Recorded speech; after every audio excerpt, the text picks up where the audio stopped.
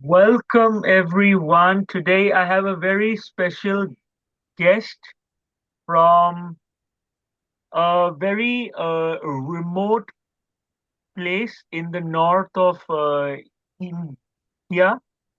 He founded the Indian Stammering Association uh, back in 2009. Uh, Correct me if I'm 2008. not wrong. Okay, 2008. 2008. Yes, and he is Dr. Sachin Srivastava from the north of India, who I believe is among the fittest and the wisest uh, person from his age group. And I think the way he has maintained himself, there's a strong message for the youth that I would like uh, Dr. Sachin Srivastava to share for the youth of 2026. Welcome. Thank you, Krishiv, for welcoming me and giving me this opportunity to connect with your audience. Um, so, what you said about being a fittest, uh, to fittest, I will probably say yes, but wisest, I'm not sure. I'll have to cross-check with someone whether I'm wise or not. But um, we have known each other for quite some time, and yes, my life took a turn after I lost my partner, Marian, in 2019. And since then, I've thought a lot about the purpose of life, and am I living um, according to the purpose of my life? Have I found any purpose or not? Or am I just wasting my time and my days? So I've thought a lot about these things, and so maybe I can say a few things to young people. In fact, you are a young person and you are a friend. So, in fact, instead of talking to some abstract young people out there, Gen Z or whatever, instead of doing that, I will engage with you because I know Sure, you, sir. you know me, Yes. and you are a young person. And compared to me, you are a young person, Actually, definitely. you are very young that when I face to face met you, I felt like like the older man because of the the way you have maintained yourself for so many years, and it's not just in terms of the physique, but especially the mind. You've been always this. Actually, your Telegram username is Sachin Learner. So that speaks. Yes, yes. Yeah, so actually, I've really found that learning something new every day, or at least every week, is very important to keep us young intellectually, attitude-wise.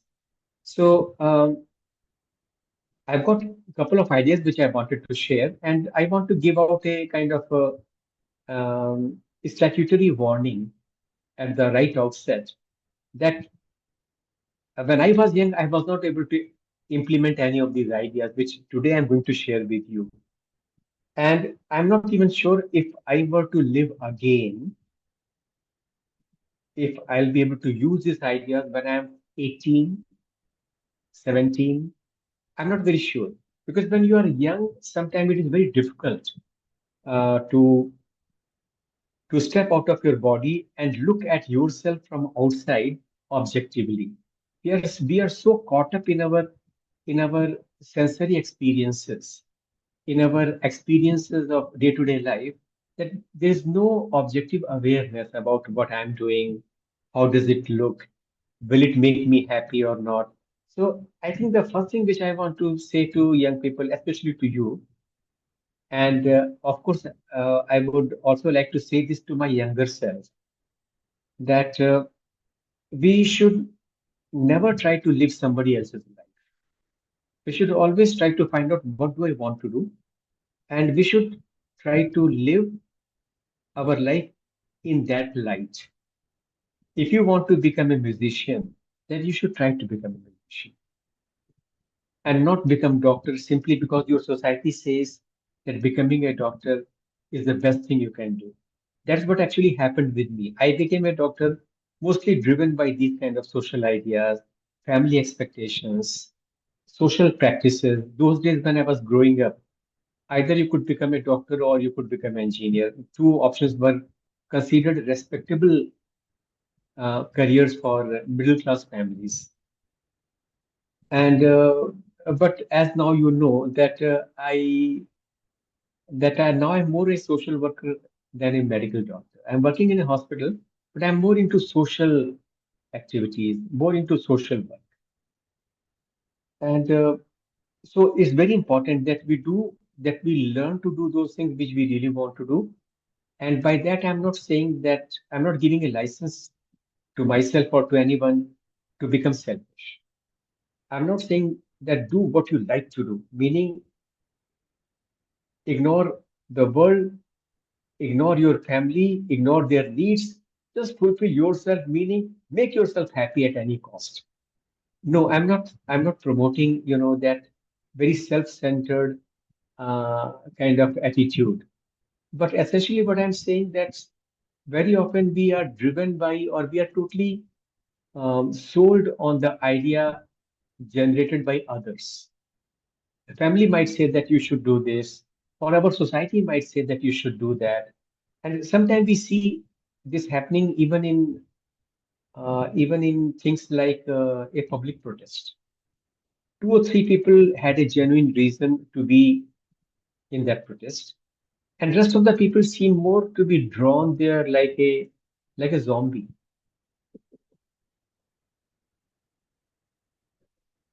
Everybody Yeah, is everybody is.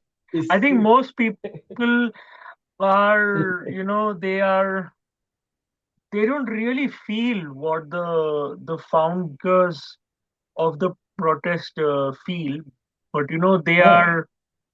they just find a purpose, and they Yes. probably some of them are not so serious.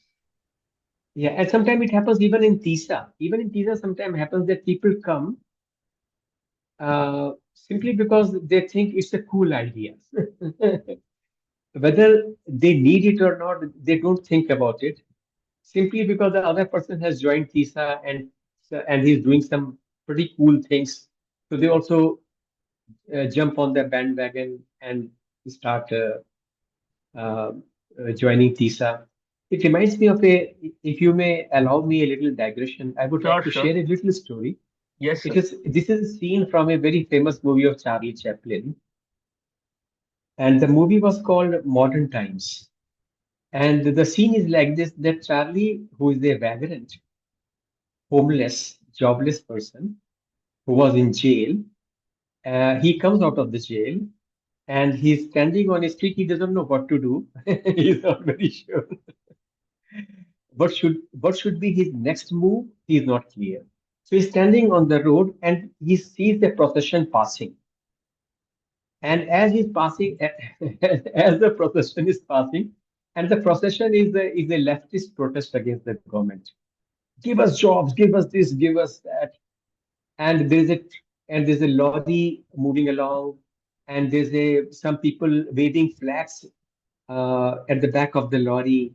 And suddenly Charlie looks up at the back of the lorry, and this man who's waving this red flag, a flag falls from his hands. And Charlie instinctively grabs the flag. And now there's a whole lot of crowd behind him, which is pushing him forward. So he starts moving forward, waving this flag. So suddenly, this guy who had no idea, who had just come out of the prison, who did not know what to do with his life, suddenly he's part of a procession, a protest, and he's waving a red flag. This is a very wonderful scene in that movie, Modern Times by Charlie Chaplin. And that, I think, is a is a very close caricature of our society. That and that we do not know what we want to do. And some smart guy makes up our mind for us. They say, you should do this. Come on, join me. And we join blindly, happily. So, and there's a very nice saying also. The saying is very, is very smart uh, witticism.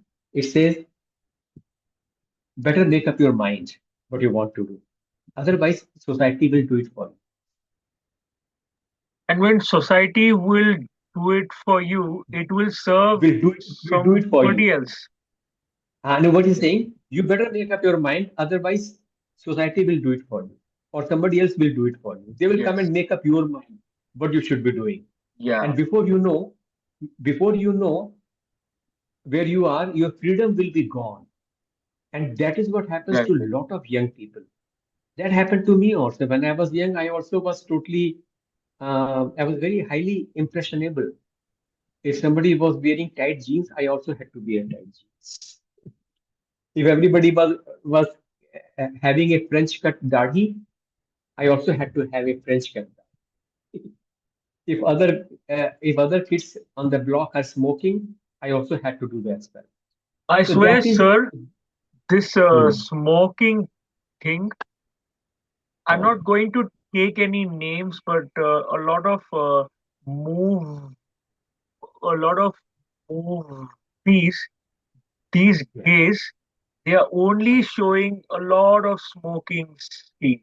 Like almost there's this one very famous movie, and there are yes, so many yes, smoking scenes. It yes, makes me question what message is the audience going to take. That smoking yes, looks yes, cool when you see it on the screen, but I hope that yes, people realize that in real life, in day to day life, yes, it's not a cool thing to smoke. yes. So I think so. I would say that every young man, if it is possible, they Yes. should use their own discretion. They should have their own plan for life. They should they should try to find out what do I really want to do inside my heart. What is my dream? What is my ambition? And they should try to follow that. Otherwise, you grow old one day and you feel you have not even lived your life. Yeah. So that I think is very important. That is one thing I want to say. Second thing I would say, and this is what I've learned in my own life, that now when I look back, now I'm 68. I was born in 1958. So I am, Okay. Yes. yeah, I am 58 years, 68 years. 6 years. So, so in these 68 years, one thing I've learned that whatever few moments of pride I have today, when I look back at my life and I try to think of worthwhile thing which I've done or the things which I can look back at with pride, my happy moments, my great moments, all those moments involved a lot of discomfort. None of those moments were moments of great comfort. They were great discomfort. For example, twice I climbed, I learned mountaineering properly. And on two occasions, I climbed a 6,000-meter peak. Now, looking back, I think that they were great achievement for me. Climbing 6,000-meter feet high peak in the Himalayas. But when I think of that moment, I realize that that involved a lot of discomfort, lot of pain in the legs, difficulty in breathing, lot of discomfort, lot of pain, lot of hardship. But they were moments of great achievement. In the same way, I am very fond of talking about my solo trekking, high altitude trekking solo in Ladakh. So they also so those trek also for me is a kind of great achievement. But when I look back, they were full of dangers. They were full of discomfort.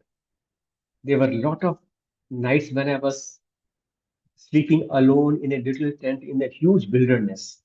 Anything could have happened. Okay. So you Crossing, were solo. I was solo, yeah. Oh God, I can't No, even no guide, no imagine. friend. I was trekking alone. I was carrying my light tent, and and a small stove to cook things. And I was crossing from eastern Himachal Pradesh. Um, there's a pass called Parangla, Parechu River. There's a Parechu River. There's a Parangla, Lahore Spiti side, and from there crossing this pass, you enter into southern Ladakh. There's a Lake Okay. Soberiri. So it's like 5 6 days trek, all by myself. And but now when I look back at that trek, I feel very happy about it.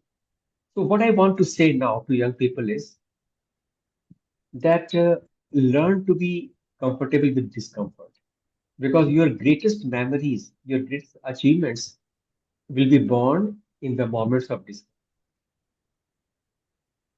So if you are trying to make your life very comfortable, believe me, you will end up having a very boring life.